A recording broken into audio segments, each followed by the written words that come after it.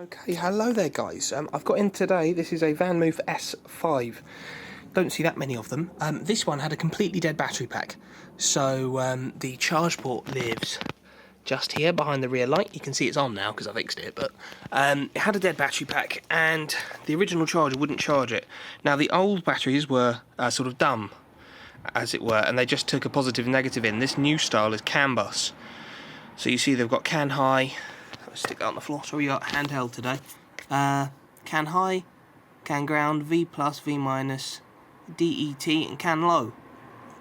So what that means is that you can't just charge it with a regular old charger. This one does 32 to 55.6 volts, 2 amps.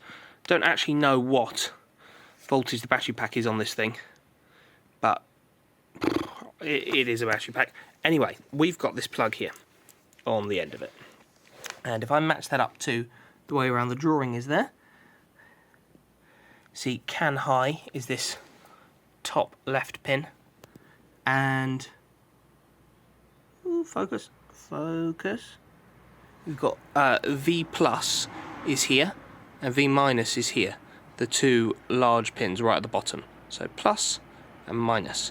Now when that's on the bike, so this side is plus, when that's on the bike, how am I going to do this with no hands? Well, I'll try my best.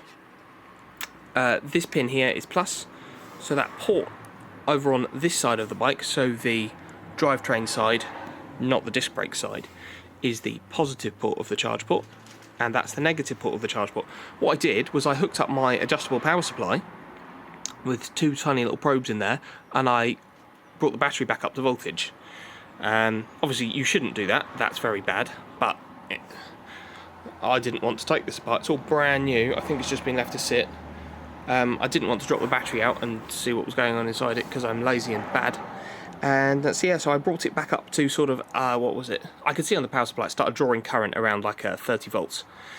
And then I brought it up to about 35 and then plugged in the charger and it charged. It took a while. It said the light was green. It didn't go to red for a long time, but it did do it, and that's what's important. And the bike started making all of its woo noises, and light started doing things, which is great. Now, obviously, this is not safe. You shouldn't do it. Don't try it at home.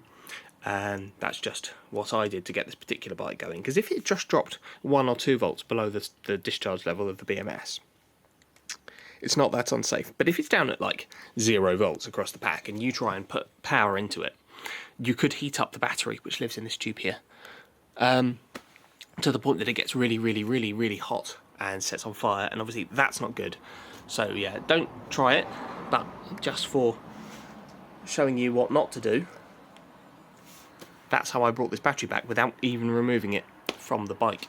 So that was convenient, and of course when I did it, I only did it at about half an amp across, you know, the entire battery pack, which is quite huge. So yeah, and now as you can see, it turns on and it works, which is great. All good news. We've got our bell function. We've got this thing that seems to flash the light. We've got our boost button, and we've got our, I think the levels of assist, I assume it must be, and I think that might be battery life. I wish I knew. So yeah, all working. Hope this helped. Thanks for watching. Like, share, comment, subscribe, channel member. Bye bye.